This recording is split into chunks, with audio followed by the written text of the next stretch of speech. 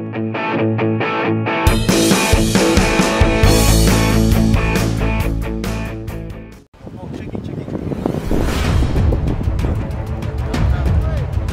Timnas Indonesia, Shin Tae-yong, kini memiliki kabar baik terkait proses naturalisasi Maes Hilgers.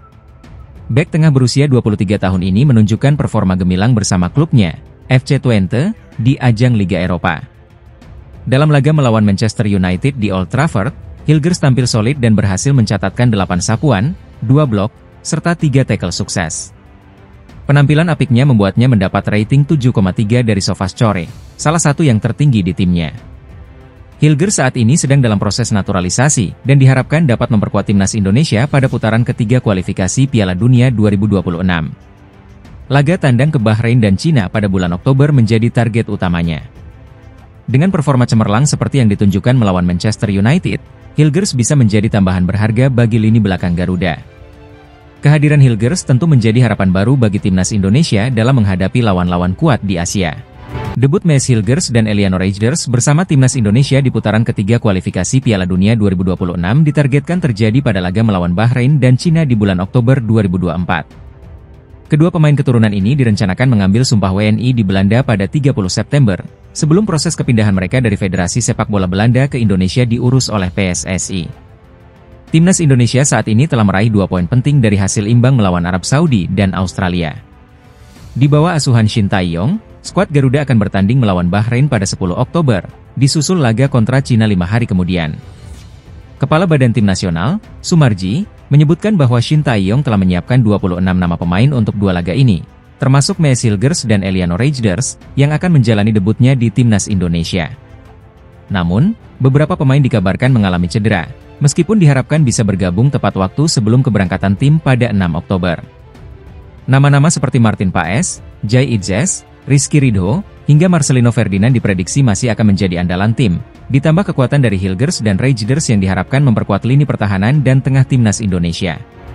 Meski para striker timnas Indonesia mulai menunjukkan performa apik di Liga 1, pelatih Shin Tae-yong masih punya satu tugas besar yang harus segera diselesaikan jelang kualifikasi Piala Dunia 2026. Timnas Indonesia akan menghadapi 2 laga tandang berat pada Oktober 2024 mendatang. Pada tanggal 10 Oktober, skuad Garuda akan bertandang ke Bahrain, dan 5 hari kemudian melawan Cina di Qingdao. Meski lini depan timnas Indonesia mulai membaik, Shin Tae-yong harus menemukan sosok gelandang bertahan yang bisa menggantikan peran vital Tom Haye. Gelandang berusia 29 tahun itu menjadi kunci permainan timnas Indonesia dengan akurasi umpan dan kemampuan membaca serangan yang luar biasa. Akan tetapi, stamina Tom Haye yang tidak maksimal membuatnya sulit tampil penuh dalam 2 laga beruntun. Hal ini menjadi pekerjaan rumah bagi Shin Tae-yong untuk menemukan gelandang bertahan pengganti jika Haye harus absen. Federasi Sepak Bola Australia resmi menunjuk Tony Popovic sebagai pelatih baru The Socceroos. Popovic menggantikan Graham Arnold, yang mundur setelah hasil imbang melawan timnas Indonesia di kualifikasi Piala Dunia 2026 zona Asia. Penunjukan ini dikonfirmasi langsung oleh laman resmi Socceroos pada Senin, 23 September 2024. Popovic, yang sebelumnya mengantarkan Western Sydney Wanderers juara Liga Champions Asia 2014, memiliki prestasi yang setara dengan Shin Tae-yong, pelatih timnas Indonesia yang juga sukses di ajang yang sama pada 2009 hingga 2010. Popovic menyatakan rasa syukurnya atas kesempatan ini dan siap membawa timnas Australia terus berkembang di level internasional. Dalam pernyataannya, ia memahami betul tanggung jawab besar yang datang dengan posisi tersebut. Saya yakin dengan bakat yang kami miliki, kami bisa membuat Australia bangga di panggung internasional. Popovic kini mempersiapkan timnas Australia untuk melanjutkan perjuangan di putaran ketiga kualifikasi Piala Dunia 2026. Kita nantikan bagaimana Popovic membawa Socceroos menuju kesuksesan berikutnya. Timnas Indonesia harus siap mental menghadapi tantangan baru saat bertandang ke Bahrain dalam laga ketiga Grup C kualifikasi Piala Dunia 2026 zona Asia. Ancaman kali ini bukan hanya dari lawan di lapangan, tetapi juga dari teror sinar laser yang bisa mengganggu fokus para pemain. Ketua Badan Tim Nasional, Sumarji, menyoroti ancaman ini dan menyebut tim pelatih sudah mempersiapkan langkah-langkah antisipasi. Menurutnya, teror sinar laser pernah terjadi saat Bahrain menjamu Jepang, dan kini dikhawatirkan bakal terulang saat timnas Indonesia bermain di Bahrain National Stadium. Sumarji menyatakan pentingnya memperkuat mental para pemain untuk menghadapi situasi tidak sportif ini. Bahkan, Kedutaan Besar Indonesia di Bahrain sudah berkoordinasi dengan Federasi Sepak Bola Bahrain untuk mencegah terjadinya insiden serupa. Namun, jika teror sinar laser tetap terjadi, para pemain diingatkan untuk tetap fokus dan tidak panik.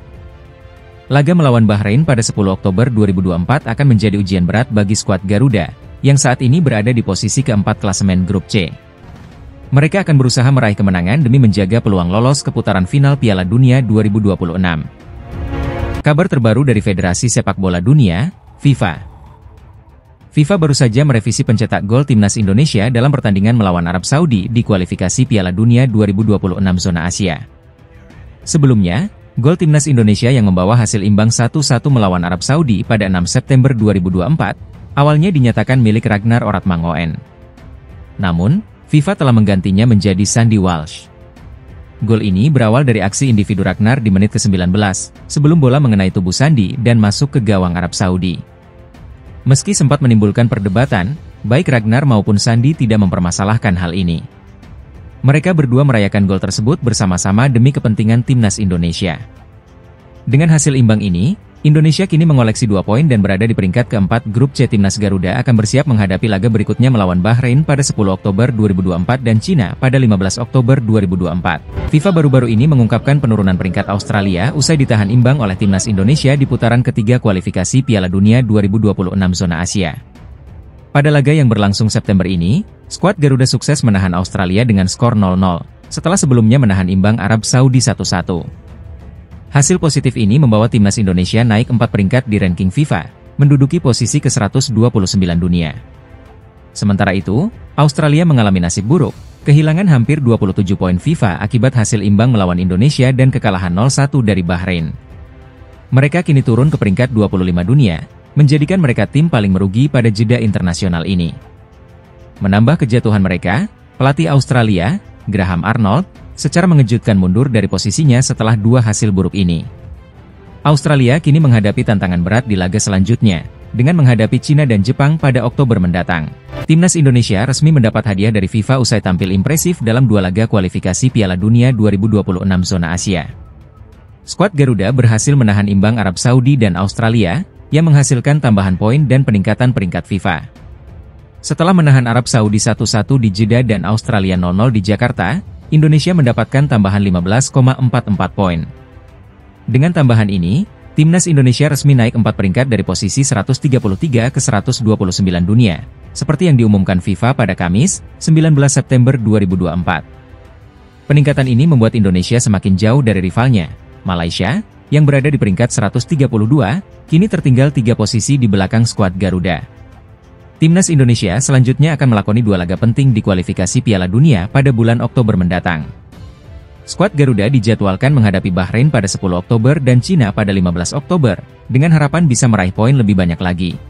Timnas Cina, yang dilatih oleh Branko Ivankovic, menghadapi tantangan berat jelang laga melawan Timnas Indonesia di kualifikasi Piala Dunia 2026 zona Asia.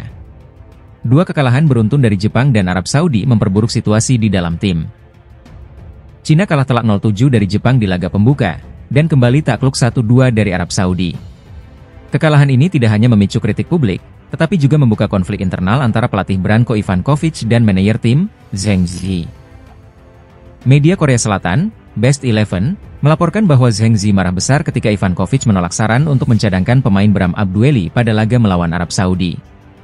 Ketegangan ini semakin memanas setelah para pemain Cina dikabarkan meragukan taktik yang diterapkan oleh Ivankovic. Cina kini dalam situasi yang genting, dengan konflik internal dan tekanan dari publik yang menuntut Ivankovic mundur. Persiapan yang kacau membuat laga melawan timnas Indonesia dan Australia menjadi krusial.